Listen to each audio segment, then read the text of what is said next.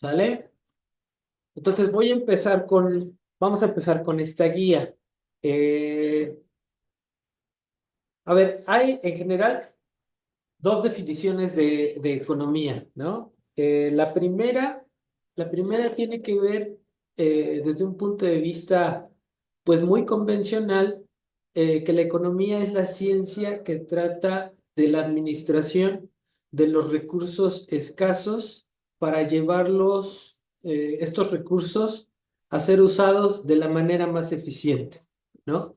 Esa es la primera definición de economía. Otra vez repito, la ciencia que trata de la administración de los recursos escasos para llevarlos a sus usos más eficientes. ¿Sí? Esa es la primera definición de economía. Entonces, ¿cuál es la idea en esta definición? Escasez, ¿no? Y que los recursos de manera general se asume que son escasos, y que con esos recursos se tiene que hacer un uso eficiente para llevarlos a sus usos más productivos, ¿sí?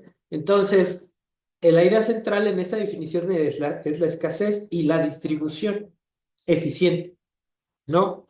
Desde otro punto de vista, desde otra definición, el centro del análisis va con que la economía es una ciencia que estudia la producción, distribución y consumo de la riqueza generada o del valor generado en una sociedad, ¿sí? Entonces, en la segunda definición lo que tenemos es producción, distribución y consumo del valor o riqueza generada en la sociedad. Entonces, ahí hay digamos, una cuestión contradictoria. Primero, en una visión convencional nos habla de escasez y la otra visión nos habla de riqueza. Entonces, ¿qué es lo que predomina en la economía?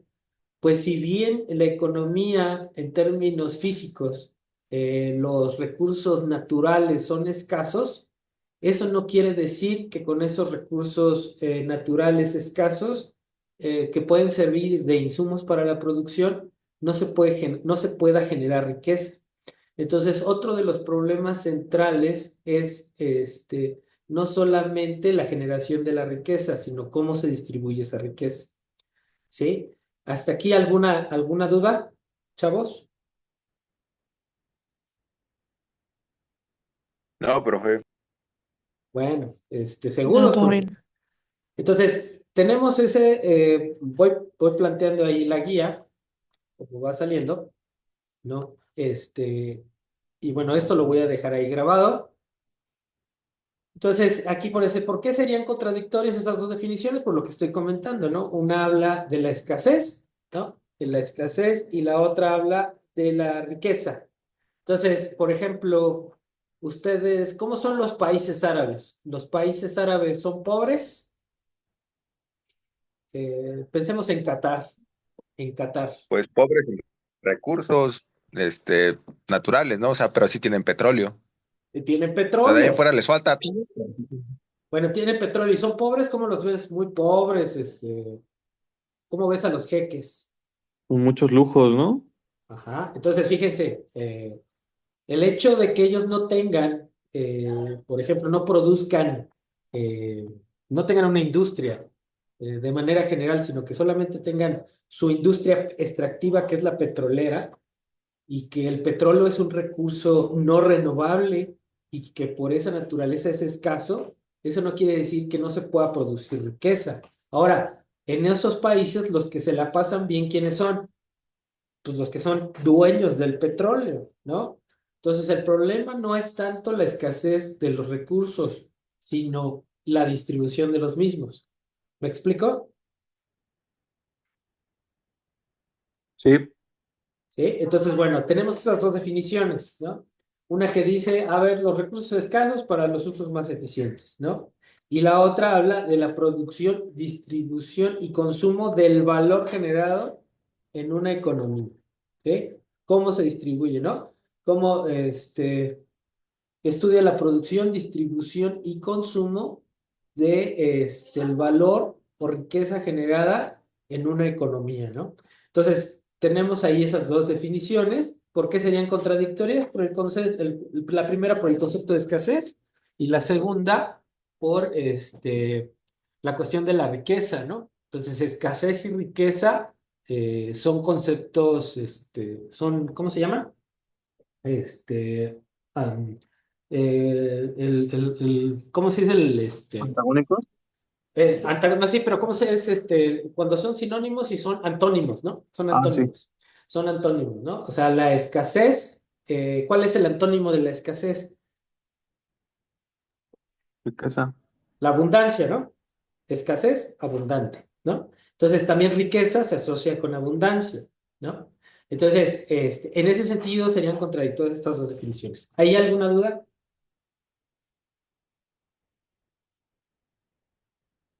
No, chavos? profe. No. Bien, entonces vamos a avanzar porque son bastantitas y necesito que si ustedes tienen dudas, de volada me digan, ¿va?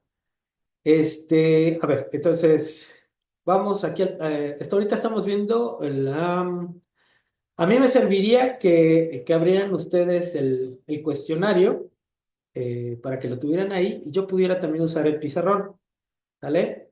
Entonces, si lo pueden abrir para que me vayan platicando las preguntas y ya vamos aquí. Yo puedo usar el pizarrón. Entonces, ahorita, ¿qué están viendo? ¿Las preguntas o el pizarrón? O nada. Nada. Ok, espérenme entonces. A ver. Share. Share. Ay, güey. Entonces, ahí estamos. Ahí está el pizarrón. ¿Todos lo ven? Entonces, la primera pregunta, rápido, ¿no? Ay, caray. Está muy grande esto. Déjenme acomodar aquí el pizarrón. La punta está muy grande. Vamos a hacerle chiquita.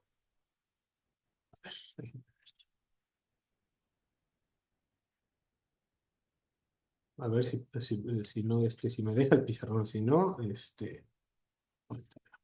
Entonces, la primera es la escasez, ¿no? Abundante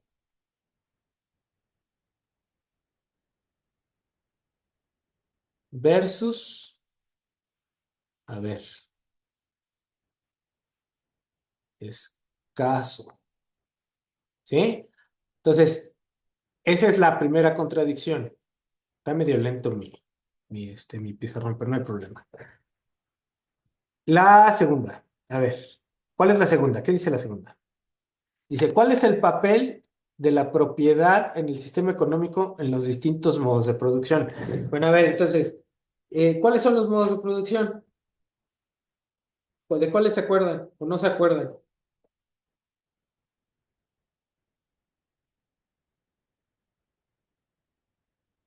A ver, chamacos, modos de producción.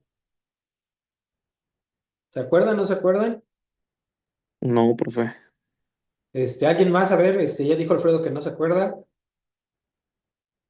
No, igual yo no me acuerdo, profe. Sí. Pues, ¿en dónde estudiaron, hombre? No puede ser. A ver, Es eso del feudalismo, capitalismo, todo eso. Ajá, ajá, ajá. A ver, entonces Michelle se acuerda de el modo de producción. Feudalismo, esclavismo, capitalismo, y pues creo que ya Ok, es era de la que me acuerdo. perfecto. Entonces, era el comunismo primitivo, ¿no?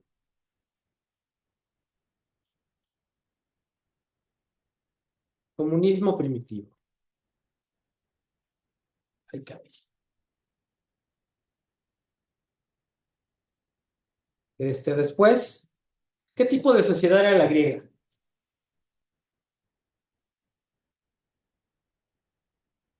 A ver, ¿somos politólogos o ya me equivoqué? Bueno, yo soy economista, ustedes son politólogos, ¿no? ¿O ya me equivoqué? Sí, sí somos. Ok, entonces, comunismo primitivo, ¿no? ¿Qué tipo de sociedad era la griega? ¿Qué tipo de sociedad era la romana? ¿Qué tipo de modo de producción había en Roma? ¿Qué tipo de modo de producción había en Grecia? Monarquía, no, ay, ¿cómo se podría decir? Mm, ¿Qué? ¿Esclavitud? Esclavistas, ¿no? Ajá. Ok, esclavistas. Entonces, comunismo primitivo, el esclavismo, las sociedades esclavistas, ¿no? Este, ¿Qué otro? Las sociedades que, cuando ya estamos hablando de las monarquías, esas son sociedades que ¿Feudales? feudales y nuestra sociedad es ¿Capitalista? capitalista. Entonces, la pregunta tiene que ver con, ¿cómo se llama? ¿Cuál es el papel de la propiedad privada en cada modo de producción? ¿Por qué es relevante la propiedad privada? ¿Qué es la propiedad privada? Chavos, a ver, sin miedo. Aquí yo no voy a regañar a nadie, hay que avanzar rápido. Entonces, tenemos que ser dinámicos. ¿Qué es cómo se llama? Otra vez, la propiedad privada. El derecho que tenemos como para adquirir, más bien para ser dueños. ¿Qué? Es un derecho, entonces es una cuestión que jurídica, ¿no? Entonces, la propiedad privada es una ficción jurídica. ¿Qué dice que qué? ¿Que tú qué? A ver, Carla, ¿que tú qué? Que soy propietaria, que soy dueña ¿De qué? ¿De qué? de un bien. ¿De un bien? ¿De qué? ¿Qué más? mm, de A ver, piensa en Roma, piensa en Grecia. ¿Eres propietaria de quién? ¿De eh, esclavos? De esclavos, de un hombre, ¿no? pues Ok, entonces, a ver, es una ficción jurídica. Para que haya propiedad, ¿cuál es el requisito que debe de preceder? ¿Qué necesito para que haya propiedad? ¿Que exista el derecho? Que exista el derecho. ¿Qué necesito para que exista el derecho?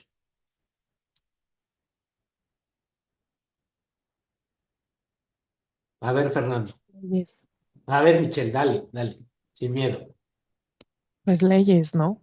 No, bueno, ya. Si hay derecho, el derecho positivo son el conjunto de leyes que hay, digamos, en una sociedad. Pero ¿qué necesito para que existan ese conjunto de leyes? ¿O están dadas?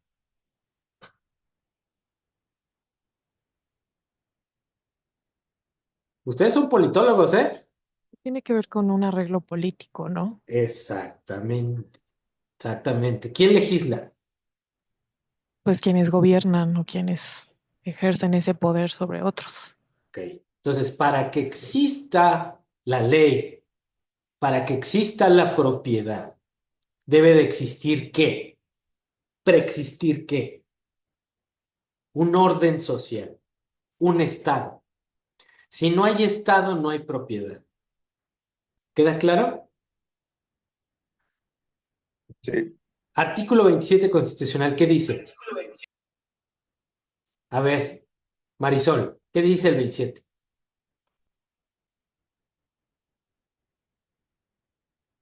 A ver, ¿de acuerdo? 27, Ajá, el 27 constitucional. habla sobre, es el que hablaba sobre la propiedad de las tierras y del, Ujú. ¿Qué sí, dice? ¿Qué es lo que dice? Mm, la propiedad de las tierras y aguas comprendidas dentro de los límites del territorio nacional corresponden originalmente a la nación. ¿A quién? Luego dice, ¿quién? Ahí lo estás leyendo en internet. Síguele. La cual ha tenido y tiene el derecho de transmitir el dominio de ellas a los particulares, Ahí quédate. constituyendo. Ahí, espérate. ¿Qué es lo que dice entonces? Las tierras, todas las tierras, las aguas, corresponden a la nación. ¿Quién? Sí, Después, ¿qué dice? pero puede transmitir el dominio a particulares para que se convierta en una propiedad privada. Ok, entonces, debe de existir que un estado para que exista la propiedad. Sin estado no hay propiedad privada. La propiedad privada es una ficción jurídica, es una creación del estado. Debe de haber un acuerdo político, ¿sí? En donde bajo ciertos modos de producción el acuerdo político determina qué es lo que es válido en esa sociedad. En el comunismo prohibitivo, pues se asume que en aquel modo de producción, en donde todos se repartían las tareas, la propiedad era comunal, ¿no? Y el producto de la producción o recolección que se hacía de manera social, pues se repartía equitativamente entre los miembros de esa comunidad. Entonces la propiedad era una propiedad comunal, ¿sí? Como lo es todavía el ejido, es una propiedad comunal, ¿no? En la sociedad esclavista, ¿qué onda? Pues allí diría Maquiavelo, el hombre es el lobo del hombre, ¿no? Entonces, el hombre llega a ser propietario del hombre y por lo tanto también es propietario de lo accesorio del trabajo del hombre. Si yo soy propietario de un hombre, también soy propietario del producto de su trabajo, ¿sí? Entonces, el hecho de que yo pueda ser propietario está garantizado por una institución estatal que dice que yo puedo ser propietario. Si no hay Estado, no hay propiedad. ¿Queda claro, chavos? ¿Más o menos? ¿O no? Sí, profe. Sí, Sí. Por ejemplo, entonces, ¿cuál es el papel central de la propiedad, no? Entonces, en el comunismo, pues la propiedad comunal. En el esclavismo, el hombre es propietario del hombre y por lo tanto es propietario de su trabajo, ¿sí? En el modo de producción feudal, ¿ese cómo se da? Pues el hombre, por un derecho divino, ¿sí? Un derecho divino, un derecho de castas, es propietario de la tierra, del feudo. Y el siervo de la gleba, el siervo,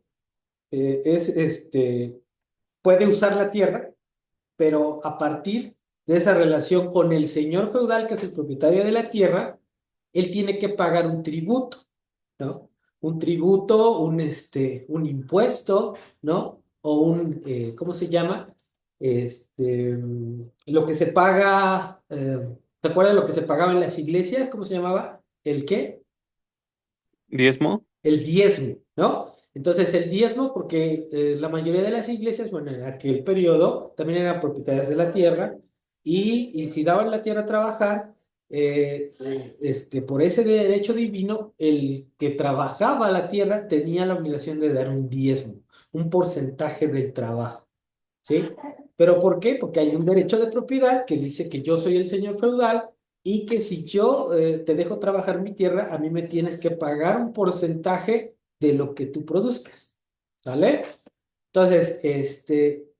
Entonces, en la primera parte, el comunismo prohibitivo, la propiedad es propiedad comunal y hay un acuerdo social en donde se designa de esa forma porque se distribuyen las tareas, ¿no? Entonces, en la evolución de la historia económica y historia humana, pues se han transitado a través de esos modos de producción. En la sociedad esclavista hay una estructura jurídica y social que valida la propiedad del hombre por el hombre, que en esos momentos, acuérdense que las sociedades esclavistas pues eran sociedades territorialistas, entonces la forma en que ellos obtenían riqueza era a través de la conquista, ¿no? Eran pueblos guerreros que pues tenían que la mayor parte de las riquezas venían de conquistar a otros pueblos, ¿no? y pues, subsumirlos quedarse con los esclavos, ¿no? Después de que los conquistaban, pues esos pueblos conquistados eran esclavizados, ¿no? Lo mismo pasó con Roma, ¿no? Y bueno, al final hay una transición de ese modelo esclavista a una sociedad feudal, por las guerras bárbaras y todo lo que llamen, gusten y manden, los feudos, una medida de protección para evitar las invasiones bárbaras, ¿no? Entonces, si ustedes ven un pueblo, o por ejemplo, ¿se acuerdan? ¿Sí vieron la película del Señor de los Anillos? ¿Sí lo vieron, chavos? Las tres películas. Sí, profe. Ahora, en la 2, ¿qué pasa con cuando llegan los orcos a la ciudad de los caballos? ¿A dónde se van a refugiar? ¿No? O sea, al castillo, ¿no? Entonces, el castillo es eso, es una muralla contra las invasiones. Entonces, el señor feudal lo que les daba a los siervos era la protección a través de esos feudos, y segundo, les prestaba la tierra o les arrendaba la tierra, y a través de la tierra, el señor feudal, por ese derecho divino, podría obtener un usufructo del trabajo ajeno, ¿sí?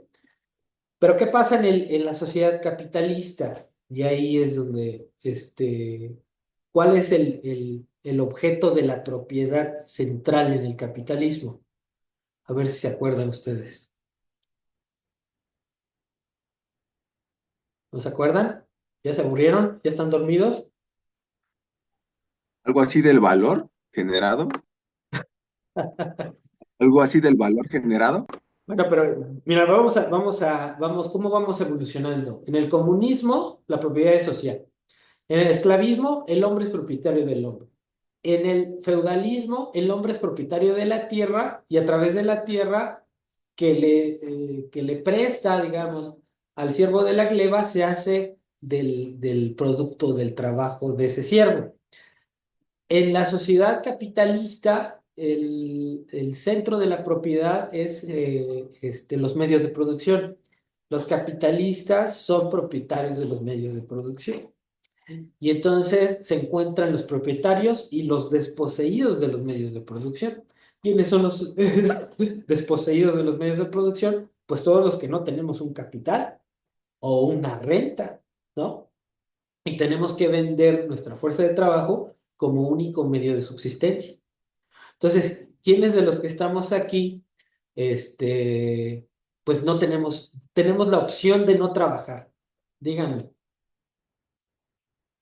No, pues no.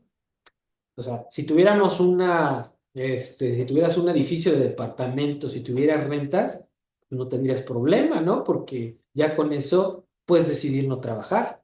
Si tuvieras una empresa, puedes decidir no trabajar. Pero nosotros no tenemos ni rentas ni empresas, ¿no? Por lo tanto, lo único que tenemos para subsistir es nuestro talento, nuestra fuerza de trabajo. ¿Va? ¿Sí queda claro o no? Sí. Entonces, ¿queda claro cuál es Sí, el papel de la propiedad, chamacos? Sí. Vale. Entonces, fíjense, vamos en la pregunta número 2. ¿Vale?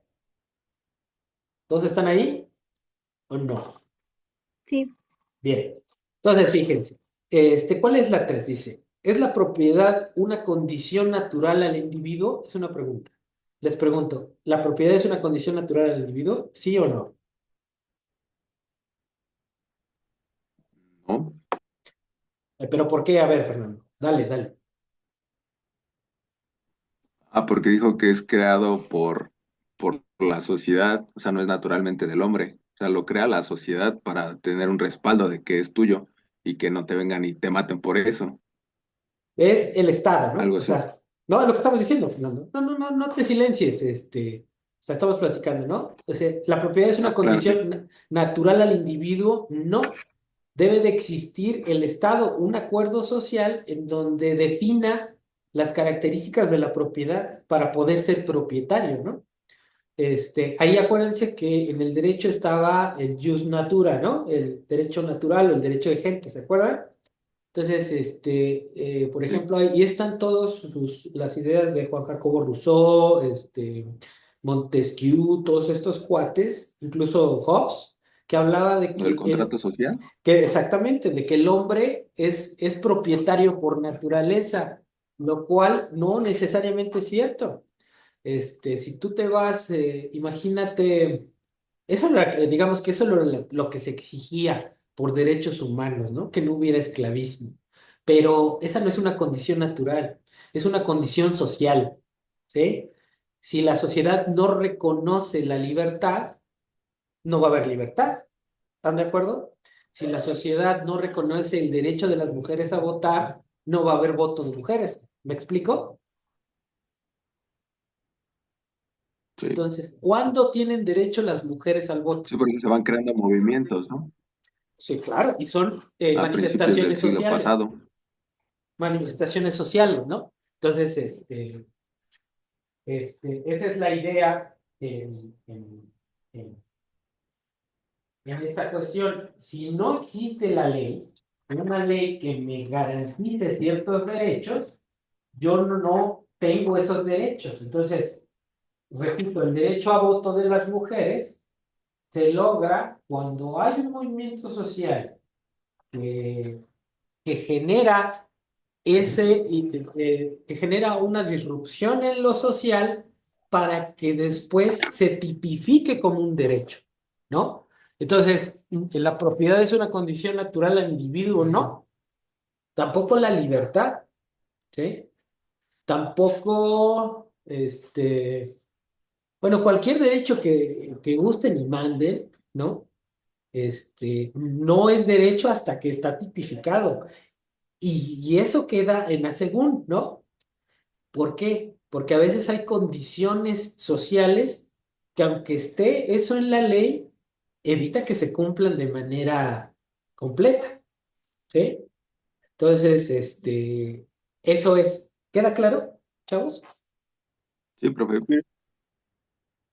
Bien. Entonces, vamos con la 4, que es, ¿cuál es la acepción griega de la palabra economía y su significado?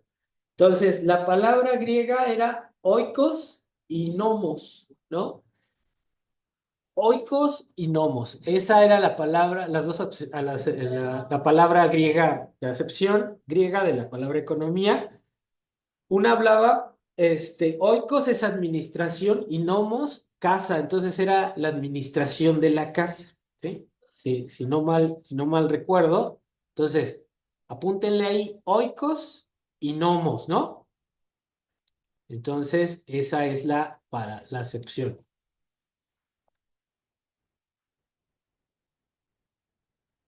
¿Sí queda claro o no? Sí, profe. Ok. Sí, Entonces, esa era la significancia que tenía, ¿cómo se llama? Eh, por ejemplo, les digo, oikos era casa, ¿no? Y nomos, administrar, ¿no? ¿Sí? Al revés, ¿no? Al revés. No, no, así está bien. Aquí lo estoy viendo porque les digo que por eso lo reviso antes de decirlas. Las dos palabras son oikos y nomos. Entonces vamos a Ajá. ponerlo aquí en el pizarrón. Sí, están viendo el pizarrón, ¿verdad? Sí. Ok. Entonces, vamos a ponerlo aquí. Entonces, la primera palabra es oikos y nomos. Entonces, oikos, les dije que era ¿qué? Casa y nomos, administración. Administrar. Entonces, la palabra griega era oikonomía, ¿no? Que venía de esas dos acepciones, oikos y nomos. Casa oikos a casa y nomos administración. Entonces, que si las juntan, pues es administración de la casa. ¿Vale? Entonces, Esas eran las acepciones de la palabra, de la palabra griega oikonomía, ¿no? Ok. ¿Queda claro, chavos, ahora sí? Sí. Vale. Bueno, Sí, ¿sí? Entonces, bueno, vamos a ver. Vamos a ver. Dice, ¿a quién se le atribuye la afirmación de que la acumulación sin límite beneficiaría a unos y empobrecerá a otros? En Grecia. ¿A quién se le atribuye la afirmación de que la acumulación sin límite beneficiaría a unos y empobrecería a otros? No sé, creo que era Platón, tal vez. Por ahí, por ahí. Aristóteles. Aristóteles. Aristóteles, la idea de justicia aristotélica es la más fuerte. Y esta idea de Aristóteles, si tú realizabas un intercambio injusto, si tú intercambiabas bienes que estuvieran a un precio que está por encima de su valor, estarías especulando con esos bienes. Y entonces tú estarías vendiendo un bien a un valor mayor del que vale, ¿no? Eso es, digamos, es la idea de Aristóteles. Entonces, con eso tú obtendrías un beneficio y el otro, y otra persona le estarías generando un perjuicio.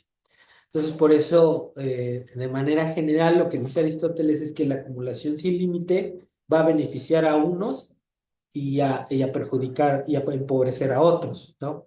Entonces, esa es una afirmación de Aristóteles, tomando en cuenta la idea de justicia aristotélica. ¿Sale? ¿Queda claro o no? Sí. sí, Entonces, en términos de Aristóteles, una idea central era el principio de reciprocidad. ¿Entendemos qué quiere decir reciprocidad? ¿Qué es recíproco? A ver, chamacos, ¿qué es recíproco? Pues básicamente sería dar y recibir lo mismo a cambio, ¿no? O algo Exactamente. equivalente. Exactamente. Eso es. Entonces, esa es la idea de justicia en el intercambio aristotélico. Entonces, ¿cuándo se rompe esa justicia? Cuando no, los intercambios no son recíprocos. ¿Eh? Cuando, a ver, por ejemplo, ¿qué sería justo en términos salariales? ¿Pagarle al trabajador qué? ¿Qué sería lo justo? ¿Pagarle al trabajador qué? A ver, piensen. ¿Qué es lo justo? ¿Pagarle al trabajador qué? Imagínense que tienen una tiendita de tortillas, venden tortillas y tienen su máquina de tortillas, tienen su local, tienen a su trabajador. ¿Qué es lo justo para ustedes? ¿Cuánto le pagarían al trabajador de manera justa? ¿Qué sería lo justo, chavos? Lo equivalente, ¿no? A la producción de tortillas que hagan un día. Ok, o sea, su trabajo, ¿no? Ujú. Les pregunto, el salario mínimo es un salario justo? Sí, no, ¿por qué? Sí, sí, o sea, la idea de Alfredo está bien. Tengo que pagarle lo justo, pero ¿qué es lo justo? Su trabajo. El salario mínimo o lo que se les paga a un trabajador en una tortillería, ¿es lo justo? ¿Es justo o no es justo? ¿Qué onda? ¿Cómo ven? Mm, A ver, sin miedo, no pasa nada. Y avanzamos, ¿eh? Entre más rápido participen, avanzamos más rápido.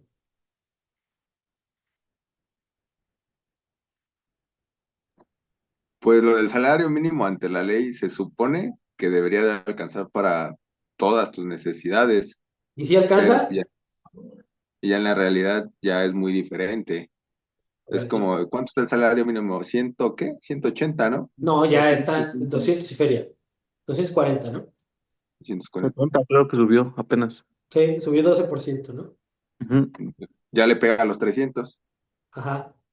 Entonces, más o menos por lo que he escuchado, sería que se ganaran casi entre 350 y 400 para poder mantener una familia de 4 personas A ver, al día. Fernando, ¿cuánto gastas al día? ¿Vives solo o con tus papás? No, yo vivo con mis papás. Ok, si vivieras solo, ¿cuánto necesitarías a la semana para vivir? Pues, como unos 1,000 pesos, porque nada más sería yo, o hasta menos. Y es dependiendo también de mi forma o mi estilo de vida. Por eso, pero necesitas pagar renta o si, bueno, si eres afortunado, tienes casa, tienes que pagar renta, tienes que pagar transporte, tienes que pagar comida, tienes que pagar la luz, tienes que pagar el internet, ¿no? Entonces, tú consideras que 1,000 pesos sería lo que tú necesitarías para vivir, pero por No, yo me ejemplo, refería solo a la comida. a la comida, ¿no? No, no, hay que ver, ¿no? O sea, qué es lo que necesita uno para vivir, pero otra cosa es lo que vale tu trabajo y son cosas distintas, ¿no? Entonces, por eso es la cuestión. ¿Es justo lo que se les paga? ¿Quién sabe?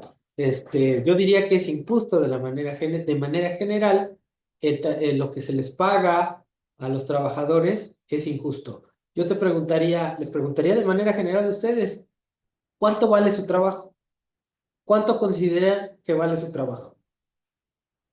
A ver, a ver, Carla, ¿cuánto consideras que vale tu trabajo? ¿Trabajas?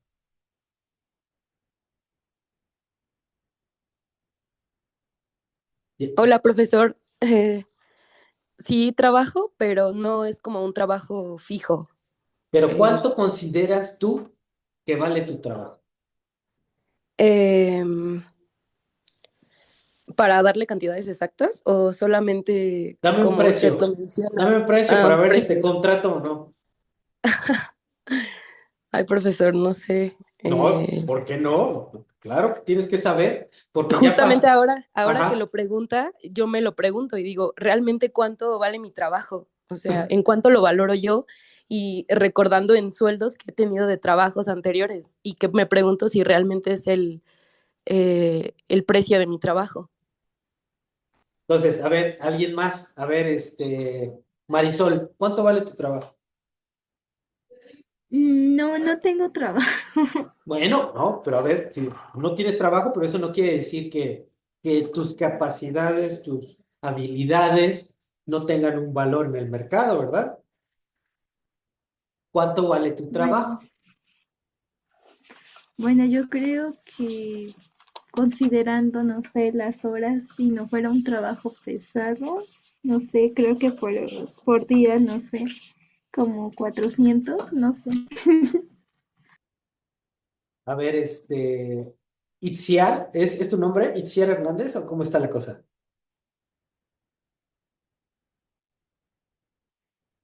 Ya se durmió Itziar. Bueno, a ver, Alfredo, ¿cuánto vale tu trabajo? Pues justamente depende. Por ejemplo, un trabajo de oficina, No, siento no, que no, ¿cuánto vale ah, tu trabajo? un Olvídate del trabajo trabajo de oficina. ¿Cuánto vale tu mm, trabajo? tendría que ser mínimo unos 500 pesos al día, porque se le tiene que restar el pasaje, la comida, los impuestos que te quitan, y ya neto sí te quedaría una cantidad muy pequeña. ¿Pero eso es lo que vale tu trabajo? ¿O lo No, que tú crees que vale? Tu no, subsistencia. no, sí sería mucho más, lo que yo creo que vale mucho más. Ok, entonces ahí estamos, en esa discusión. ¿Qué es lo justo? Entonces, Ujú. no es fácil. No es fácil.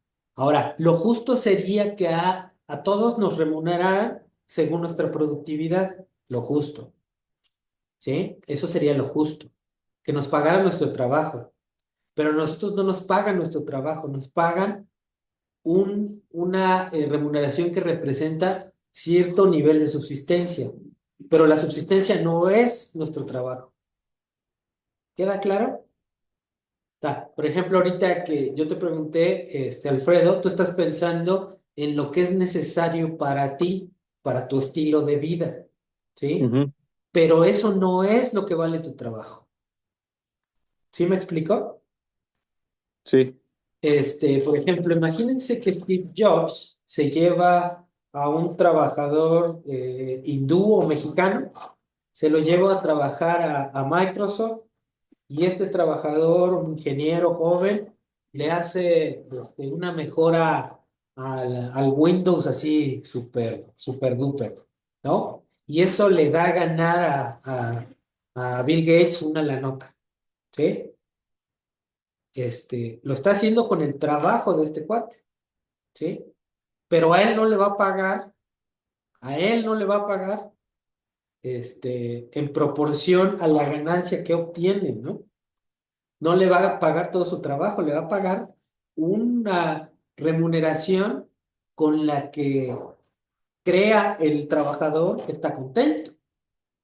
¿Quiénes son los únicos que saben cuánto vale nuestro trabajo? Quienes nos contratan.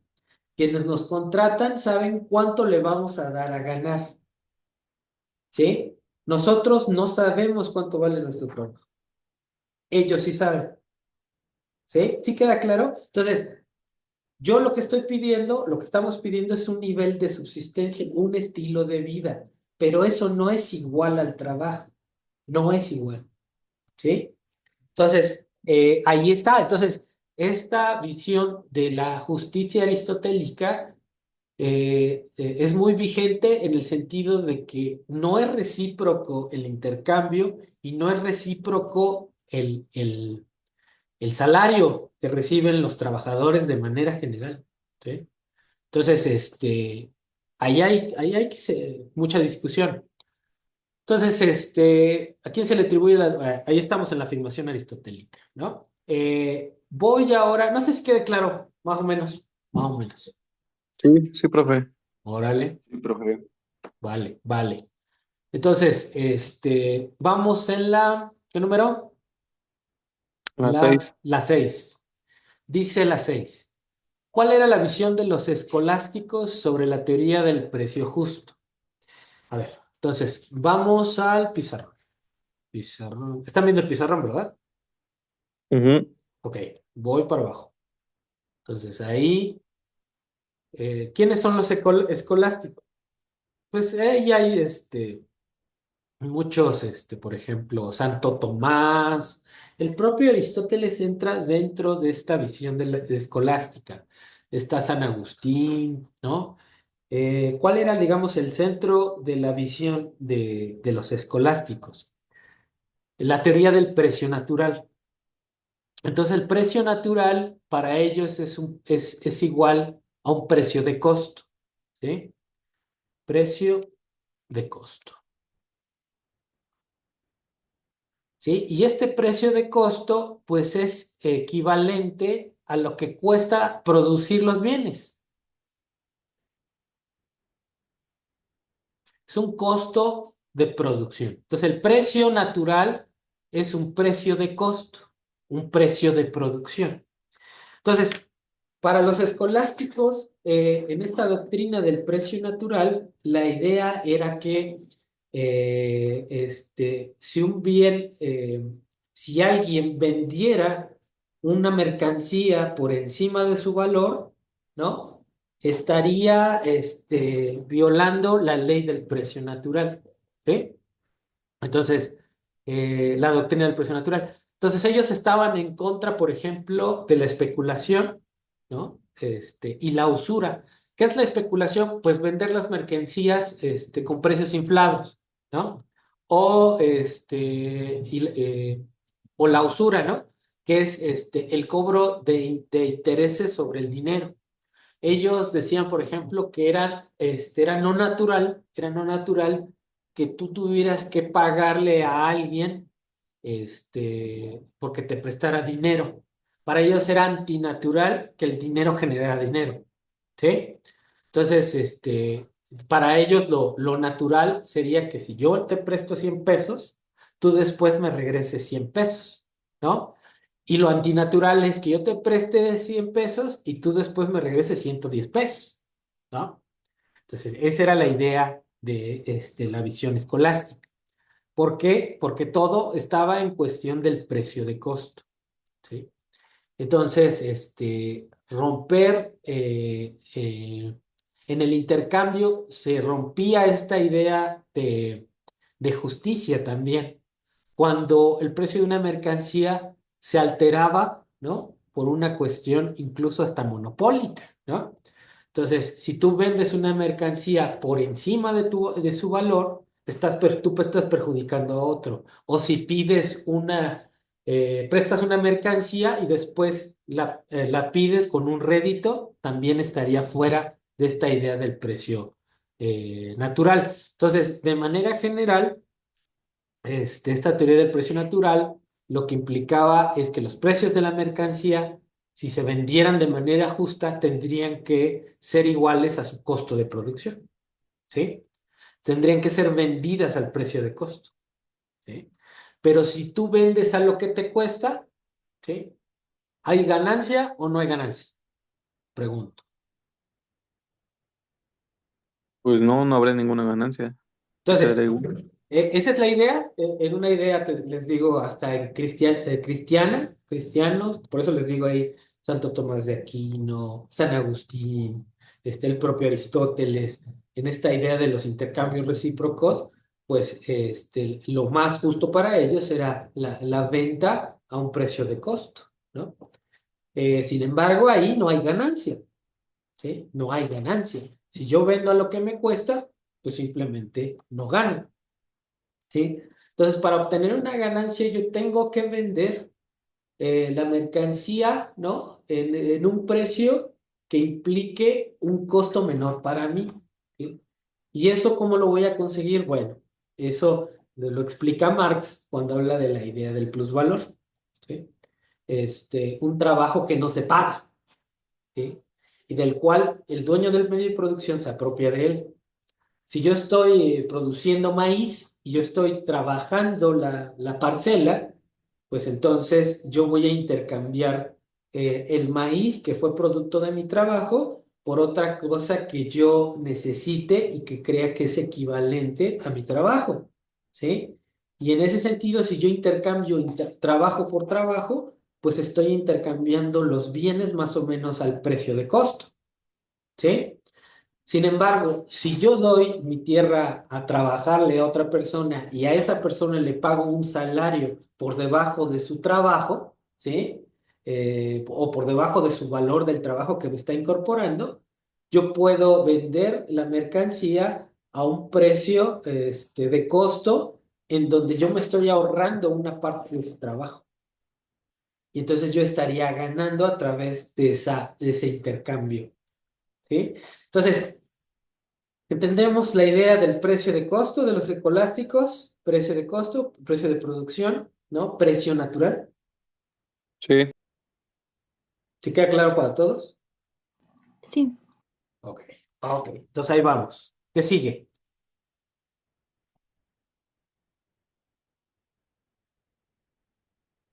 Es Siete. la 7. siete. ¿Qué se entiende por objetividad y subjetividad de la ciencia económica? ¿Qué es lo objetivo y qué es lo subjetivo? Lo objetivo es algo que no se puede cuestionar, ¿sí?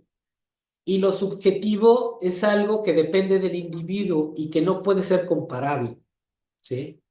Entonces, por ejemplo, ¿qué tiene que ver esta idea de la objetividad y subjetividad de la ciencia económica? Que la ciencia económica, para tratar de generar una ecuación del valor, recurre a cuestiones desde un punto de vista convencional subjetivas y desde otro punto de vista objetivas, ¿no? Entonces, durante toda la historia económica, la teoría económica ha tratado de generar conceptos de valor desde un punto de vista tanto objetivo como subjetivo, ¿no? Y por eso existen dos teorías, la teoría subjetiva del valor y la teoría objetiva del valor. Entonces, aquí, ¿cuál es la diferencia? ¿No? Que para unos el valor depende de la utilidad y de la escasez, ¿sí?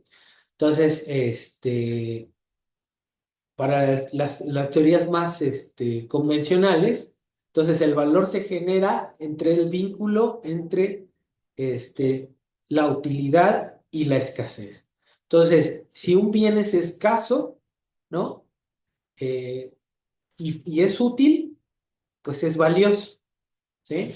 Si un bien es abundante y útil, pues puede que sea menos valioso. No sé si queda claro, pero todo depende del individuo. Entonces, por ejemplo, fíjense, y eso es lo hace subjetivo. Por ejemplo, ¿a ustedes les gusta el chocolate? ¿No? A todos nos gusta el chocolate. ¿A quién no le gusta el chocolate? ¿O a todos nos gusta el chocolate? ¿A todos? Sí, Sí, Ok, todos somos chocolateros. A ver, la cuestión es la siguiente. ¿Cómo puedo saber yo a quién le gusta más el chocolate? Yo, de nosotros. ¿Cómo puedo saber, cómo podría saber a quién le gusta más el chocolate? Si yo les diera un cuadrito de Carlos Quinto y lo evaluáramos del 1 al 10, le preguntaría, por ejemplo, a Marisol, ¿cómo evalúas del 1 al 10 un pedacito de Carlos Quinto? Oh, pues entonces yo lo evaluaría. No, no te escuchamos, Marisol. Dale otra vez, número. Este, o sea, ¿cómo yo evaluaría ese pedacito que usted me dio? Sí, o sea, en términos de tu gusto, del placer que te representa comerte ese chocolate, un Carlos Quinto, del uno Creo al que 10, ¿cuánto? sí, ¿5? un 10. Un 10, ok. 10. Va. A ver, Carla, del 1 al 10,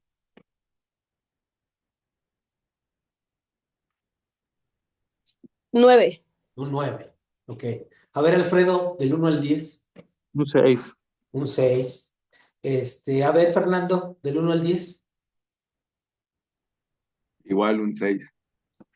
Entonces, fíjense, ¿cómo sé? ¿Cómo sé? A ver, si yo me como un chocolate, ¿sí? Yo siento algo, ciertas sensaciones que me son satisfactorias, ¿sí? Y yo estoy evaluando en esa escala. Pero el problema es la intensidad de esa emoción, porque son emociones. Una sensación es una emoción. Este, la intensidad. ¿Cómo sé yo que el que estoy viendo, el sujeto que estoy viendo cómo se están comiendo el chocolate, si el 6 de Fernando es igual, en términos de intensidad, el 6 es igual al de Alfredo? ¿Cómo sé si el 10 de Marisol es igual al 9 de Fernanda? No lo sé. Entonces, yo no puedo comparar, eh, en términos generales, su 9 con el 10 o los 6 de Alfredo y de Fernando. No lo sé, porque no tengo exactamente el dato de la intensidad del placer que sienten ustedes cuando se comen un chocolate. No sé si quede claro. Es algo, un placer subjetivo, ¿no? Entonces, esa es la idea, es subjetivo, yo no lo puedo comparar, ¿sí?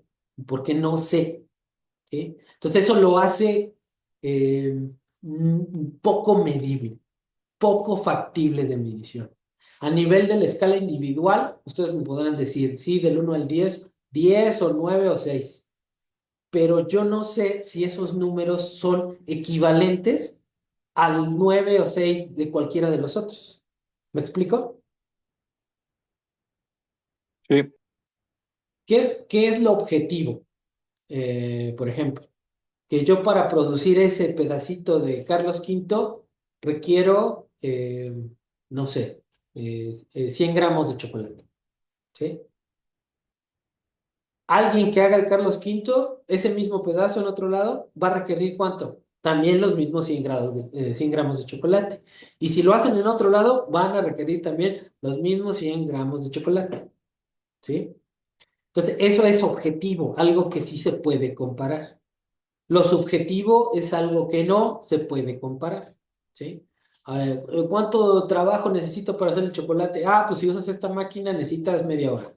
Ah, si la usas una máquina de mejor generación, necesitas 15 minutos, ¿sí? Esos son datos objetivos, ¿sí? Pero lo otro, que depende del individuo, es algo subjetivo, ¿vale? Entonces, hay teorías, ¿no?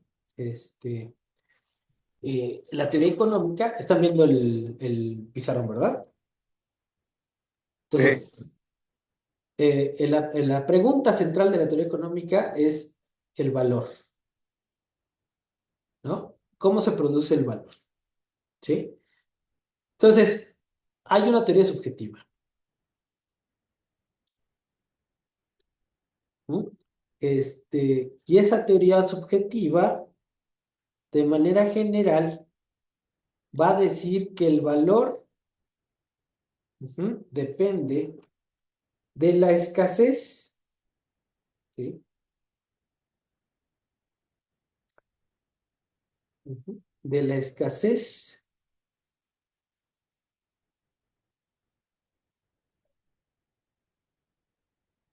y la utilidad. Y la teoría objetiva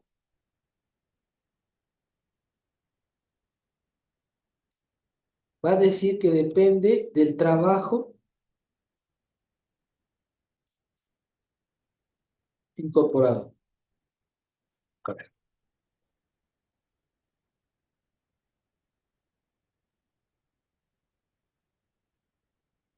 ¿Vale? Entonces, esa es la diferencia. ¿Alguna duda ahí? No. Ok, muy bien. Entonces vamos a ver. Sigamos con las preguntas. ¿Cuál es la que sigue? La 8, ¿no? Sí, Sí. Ok. Entonces, a lo largo de la historia económica y de los distintos modos de producción, han habido explicaciones acerca del valor y de la riqueza. En el caso de la 8 dice, ¿cuál es la fuente de la riqueza según los fisiócratas? Para los fisiócratas, la riqueza provenía fundamentalmente,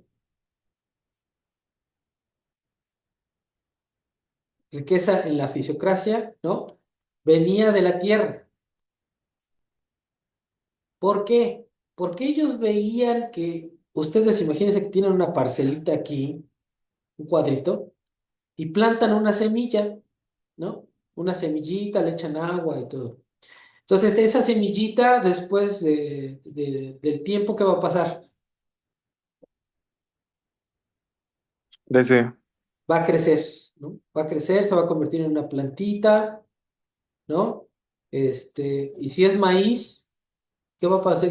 Va a seguir creciendo, ¿no? ¿Y qué nos va a dar? La mazorca. La mazorca, y fíjense, ¿qué tiene la mazorca?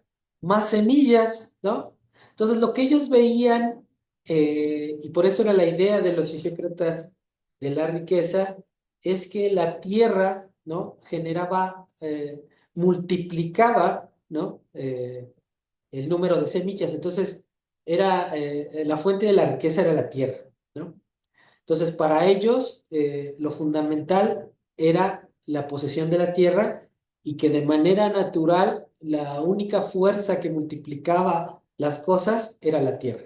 Entonces, eso es lo que ellos veían. Entonces, con una semillita yo iba a producir, se iba a multiplicar esa semilla y eso es por una cuestión natural de la tierra, ¿no? Que tiene que ver incluso con la fertilidad de la tierra, ¿no? Las tierras más fértiles darán una planta más frondosa que las tierras poco fértiles, ¿sí? Entonces, bueno, para ellos la idea de riqueza era la tierra, ¿sí? ¿Queda claro, chavos? Sí. Ok. sí, Entonces, porque la tierra, digamos, pones la plantita y multiplica, ¿no? Sin embargo, ya en la 9 dice, ¿en qué difiere la visión de la riqueza de William Petty? De la de los fisiócratas. William Petty también era, digamos, un teórico que hablaba de la riqueza, pero él les dice, a ver, sí, yo estoy de acuerdo en que la tierra multiplica las semillas y lo que ustedes gusten y manden, pero ¿quién es el que labra la tierra? ¿Quién es el que riega la planta? ¿Quién es el que cosecha? ¿Quién es el que hace todo lo demás? ¿Quién es eso? A ver, chavos. Los trabajadores, ¿no? El trabajo. Entonces, dice Petty, y ahí está la diferencia, ¿no? Para él dice, yo reconozco que la tierra, por una cuestión natural, ¿no? Nos multiplica y por lo tanto la tierra es la madre de la riqueza, pero el trabajo humano es el padre, ¿no? Entonces, para William Petty, ¿no? Que es una idea que retoma Marx, ¿no? La naturaleza es la madre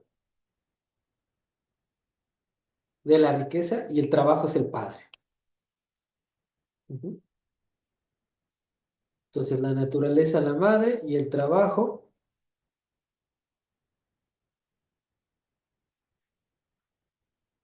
es el padre, ¿no?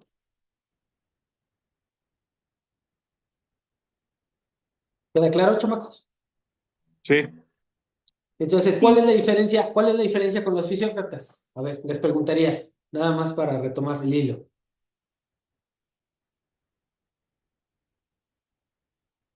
Sería que los fisiócratas no ven al hombre, el trabajo del hombre como necesario, y Petty sí lo incluye, Perfecto, justamente como un complemento. perfecto. Entonces, esa es la diferencia central, ¿vale? ¿Queda claro para todos, chavos? sí, Luego en el examen no estaban chillando, no me voy a estar chillando, ay, profe, es que no sé qué, pónganse las pilas. Vamos, la 10, ¿no? ¿Cuál era la visión de los mercantilistas respecto al valor y la riqueza? ¿No? Entonces, ya digamos, los fisiócratas estamos pensando en una sociedad feudal, pero también en la sociedad feudal hay un periodo de transición en donde se genera un auge del comercio, ¿no? ¿Qué pasa en la sociedad feudal? Pues la sociedad feudal se va dividiendo, pues digamos, en clases sociales. Estaban, pues ahora decir que los señores feudales, estaban los agricultores, que eran los siervos que producían la tierra, y también estaba otra clase que se dedicaba al comercio. ¿Se acuerdan cómo se les llamaba a esos comerciantes,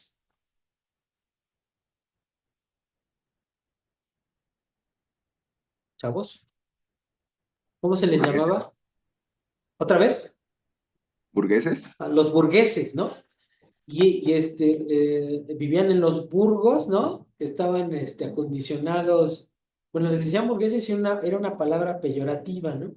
En el sentido, bueno, de peyorativa entendemos peyorativo, ¿no? Que es un insulto.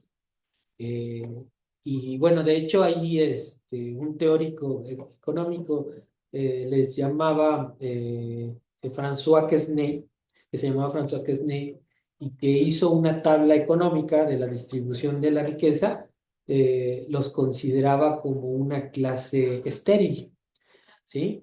En el sentido de que estos comerciantes o incluso artesanos, no producían riqueza, sino solamente transformaban la riqueza que generaba la tierra, ¿no? Entonces, si iban a comprar una chamarra en aquellos burgos, pues lo que decía François Quesnay y los fisiócratas era que, de manera general, ¿de dónde iba a salir la piel para hacer la chamarra? Si ustedes quieren comprar piel, ¿de dónde sale la piel? Pregunto, chavos. De los animales. de los Bueno, animales, de los animales de la vaca, ¿no? Y la vaca, cómo se alimenta, de la tierra, ¿no? Entonces, para ellos decir, bueno, estos cuates no generan riqueza, solamente están transformándola, ¿sí? Entonces, era la idea de François Quesnay, de los fisiócratas, sobre los mercantilistas, ¿no? Ahora, la idea de los mercantilistas, pues la ganancia era pues ahora sí que decía ahí en una cita, darle la moneda falsa al otro, ¿no? ¿Qué quiere decir eso? Venderte una mercancía por encima de su valor, ¿sí?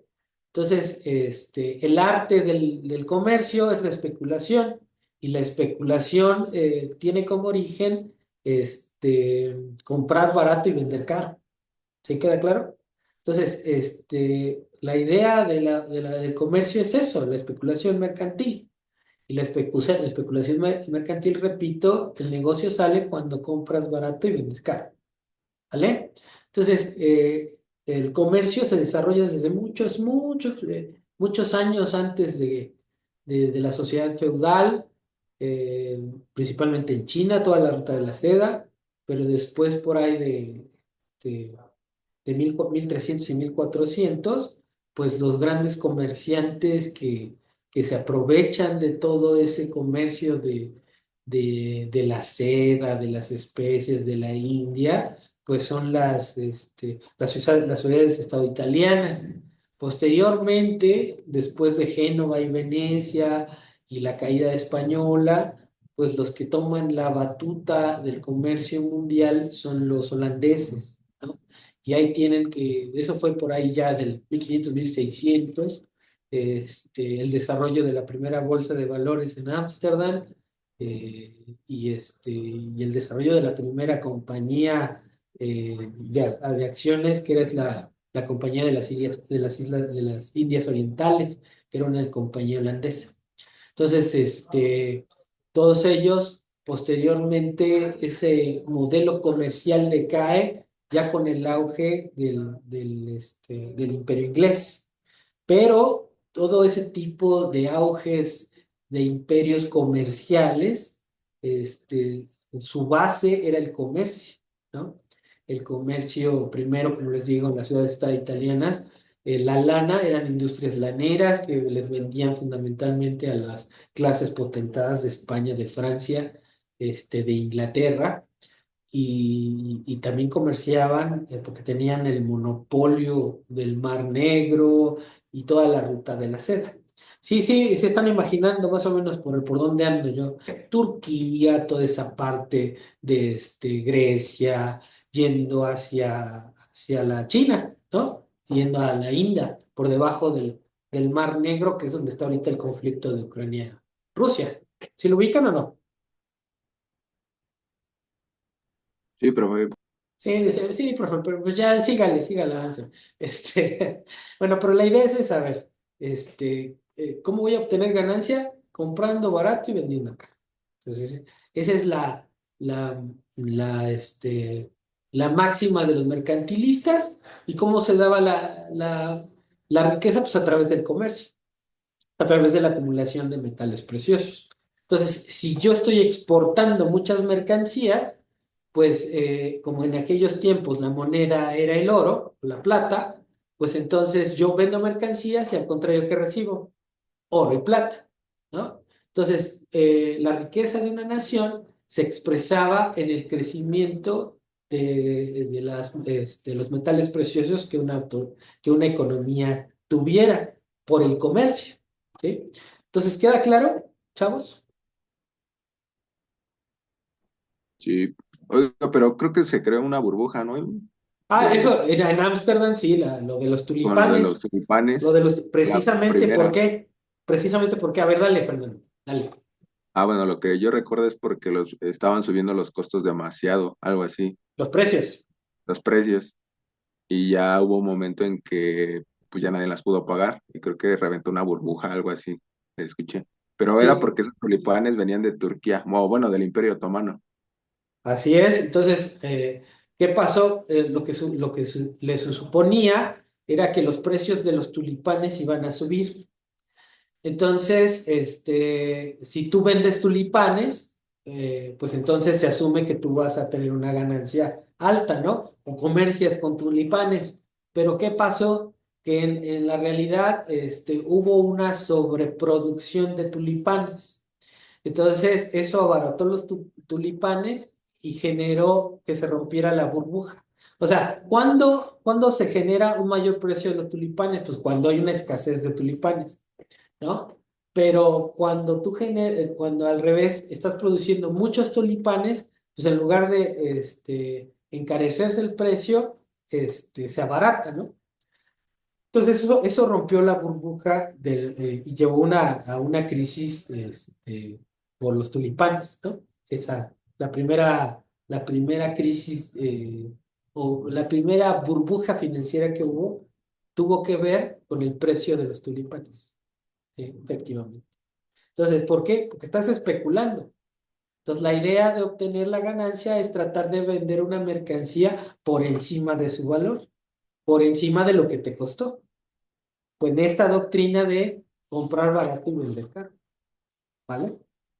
Entonces vamos ahí, ¿en cuál vamos? Vamos en la, ¿cómo se llama? Ok, La 10. en la 10, ¿no? Entonces, ¿queda claro? O sea, ¿cuál era la idea del valor y la riqueza? Para ellos el comercio, ¿no?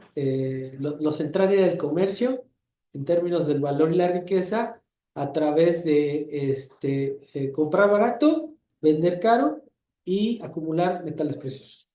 ¿Queda claro? Sí, Bien. Entonces, dice, y luego ya pasamos a la 11, ¿no?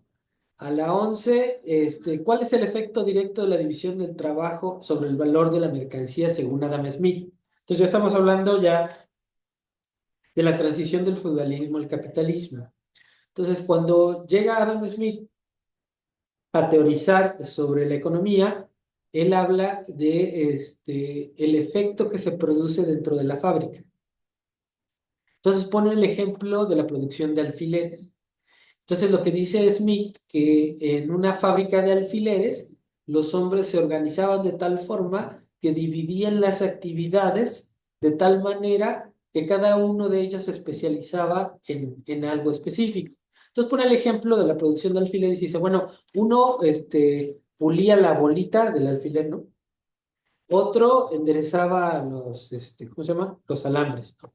Otro cortaba los alambres, otro pulía el alambre, otro soldaba la bolita con el alambre, y entonces cada vez, como todas esas actividades, cada quien las hacía de manera específica, pues con el tiempo, con la repetición, si ustedes hacen una actividad de manera reiterada, con el tiempo, ¿qué pasa? Te vuelves especialista en esa actividad, ¿no? Y la haces que Pues más rápido, incluso hasta vas mejorando la producción. la haces más rápido, la haces mejor. Entonces, imagínense que todos cada vez hacen la producción, la actividad más rápido y mejor, pues entonces vas a aumentar la productividad y vas a mejorar la calidad del bien, ¿sí? Y si la haces mejor y más rápido, en el mismo tiempo vas a hacer más, ¿no? Entonces eso de manera general incrementa la producción de los bienes y disminuye su valor de manera individual, ¿sí? Entonces no es lo mismo que, por ejemplo, Fernando hiciera todo el alfiler. Imagínate si tuvieras que hacer cada una de las cosas tú solito. ¿Cuántos alfileres al día harías? Pues no sé, 10, ¿no? Pero si se ponen de acuerdo y cada uno hace una parte del alfiler, pues en lugar de 10 podrían hacer 100 o podrían hacer 1000, ¿no? En una misma jornada, en lugar de hacer 100, se producirían 1000, ¿no? ¿Sí queda claro? O 10,000. Entonces, eso lo pone de relieve Smith. Entonces, ¿cuál es el efecto directo de la división del trabajo sobre el valor de la mercancía según Smith? Entonces, si hablamos de una jornada de 8 horas y a mí, yo no sé producir nada, soy remediante, pero espérenme tantito, chavos. Ya en unas 15 minutos. De servicios escolares. Siguen sin aparecer las Ahorita antes. vamos. Va. Es que tengo que aquí resolver el macramé de aquí. A ver, ¿queda claro? Entonces, ¿cuál es el efecto Hablo de jornada, ¿no? Si yo me pusiera a hacer un alfiler, igual le hago 10. Entonces yo tendría que dividir mi trabajo del día en esos 10. Entonces, si son 8 horas, tengo que dividir 8 entre 10. ¿Cuánto es? Punto 8, ¿no? Punto 8 de trabajo por alfiler.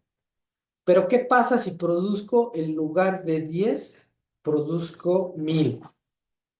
Porque lo producimos entre 5 chamacos, nos dividimos las actividades y tuvimos la capacidad.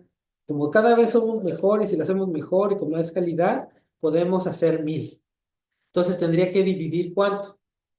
8 entre 1000 y eso ya es 0.008.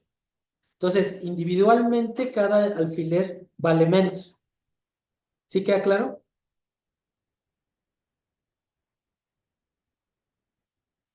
Chavos, ¿ya se me fueron?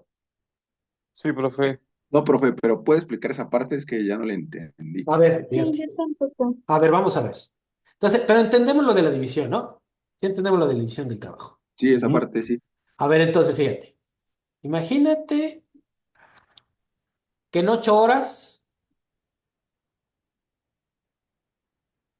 fíjate, tengo en 8 horas, una persona produce un alfiler. Ujú. Entonces, ¿cuánto vale ese alfiler? Pues 8 horas, ¿no? ¿Sí queda claro o no? Sí. Pero ¿qué pasa si en 8 horas 5 changos producen, este, vamos a ponerle 10 alfileres, ¿no? ¿Cuánto vale cada alfiler? 0.08 creo, ¿no? No, punto 8. Ah, ya. Punto Sí. 8, perdón. Pero es punto 8. Ven, ven, ven. Aquí ya estoy haciendo cosas. Entonces, punto 8.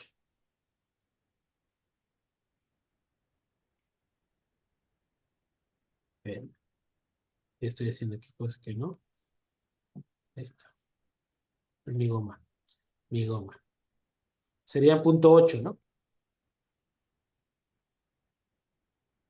Entonces, acá, en 8 horas, un alfiler vale 8. ¿Sí? Pero si junté a 5 individuos y producen 10, un alfiler, ¿cuánto va a valer? Punto 8. ¿Sí me explicó? En el primer caso, un alfiler vale 8 horas, ¿no? En el segundo, cada alfiler vale punto 8 horas. ¿Sí queda claro? Sí. O sea, Entonces, va ajá, disminuyendo el valor para que la producción sea más grande. exactamente. Imagínate, Es como los carros, ¿no? Que antes eran para solo para personas muy adineradas y llegó Henry Ford, creo, y lo hizo, la bueno, lo producción en denominó masa, ajá. ¿sí? Entonces, sí, ya lo entendí, profe. Entonces, a medida que aumenta la producción, el valor individual disminuye, ¿no? Entonces, ¿a quién le vas a comprar los alfileres? ¿Al que produce uno que vale 8 horas o al que produce 10 que vale punto 8?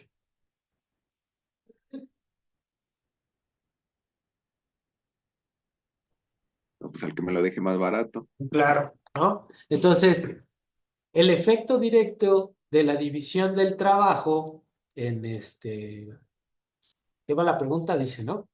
¿Cuál es el efecto directo de la división del trabajo sobre el valor de la mercancía según Smith?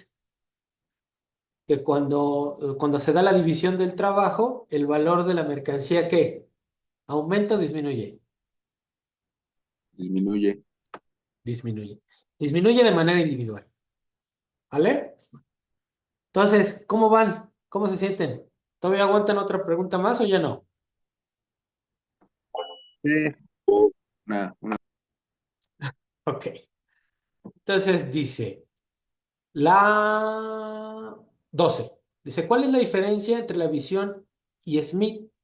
la visión de Smith y Ricardo del valor de la mercancía. Entonces, ¿Puede volver a repetir la respuesta, perdón, para escribirla bien? ya está grabada, Ivette. ¿Ya? ¿Quién Ah, fue? ok, no. Entonces Ivette, ya. Ajá. Entonces ahorita, a ver, mañana igual les comparto la liga de hoy. La voy a subir y ya se las paso ahí en YouTube para que revisen lo que les haga falta. ¿Está bien? Sí, gracias. Ok, entonces vamos a avanzar. ¿Cuál es la fuente de la ganancia? A ver, pero vamos a hacer este ejercicio. Yo no te contesto, pero a ver, Fernando, ¿puedes contestarle a Ivette?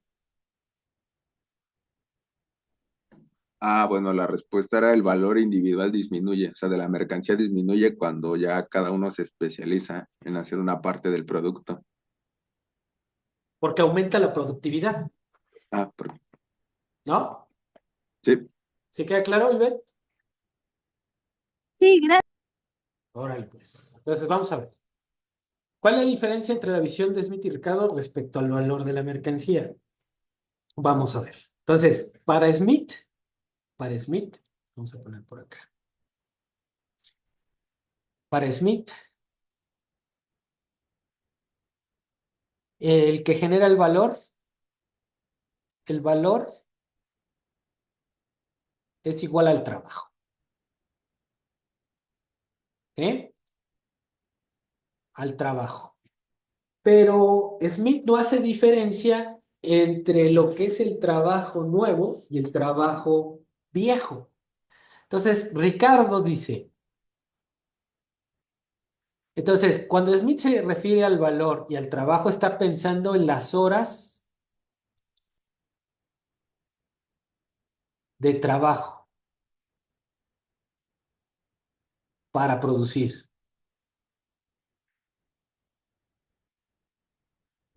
algo, ¿sí? Y Ricardo dice, a ver, yo estoy de acuerdo contigo, Smith, que el trabajo nuevo que hace cualquier obrero genera valor. Sin embargo, todos los medios de producción y herramientas que el trabajador utiliza son producto de un trabajo previo. Entonces, para Ricardo, el valor depende del trabajo nuevo y el trabajo pretérito.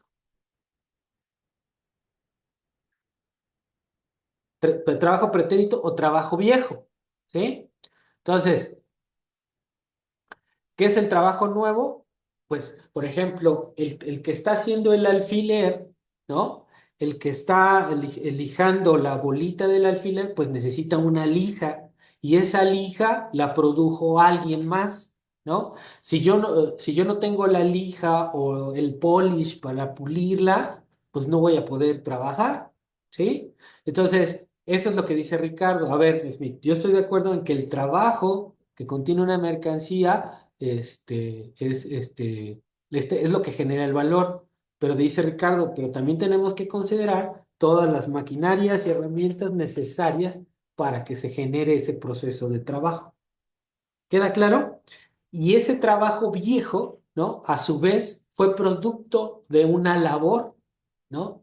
Eh, Anterior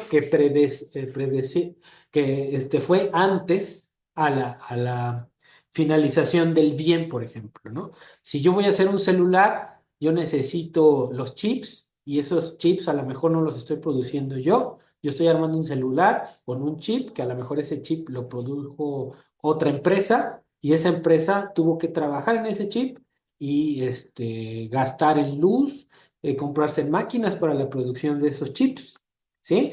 Entonces, aquí la cuestión es esa idea, ¿no? Smith habla del valor de manera general en términos del trabajo incorporado en la jornada, pero Ricardo reconoce que no solamente es el trabajo incorporado en la jornada laboral, sino también el trabajo que fue previo para, para poder realizar esa jornada laboral. ¿Queda claro, chavos? Sí. Entonces, para él, en la ecuación del valor de Ricardo, pues lo que vamos a tener es el trabajo nuevo y el trabajo viejo. ¿Vale? Sí, profe. Entonces, pues por aquí vamos. Vayan apuntando todo. Mañana nos vemos a la misma hora y aquí le seguimos dando al cuestionario. ¿Vale? Y Sí, profe, nos profe. vemos mañana. Gracias. Gracias. Órale. Entonces, vayan revisando la guía, por favor, ¿no? Para que no se, mañana sea de... Y les mando esto en la tarde, nada más que se suba, ¿no? O por cualquier cosa, ¿vale? Se los mando ahí al WhatsApp. ¿Está bien? Sí. Órale, pues entonces nos vemos mañana, ¿vale? Órale, chao.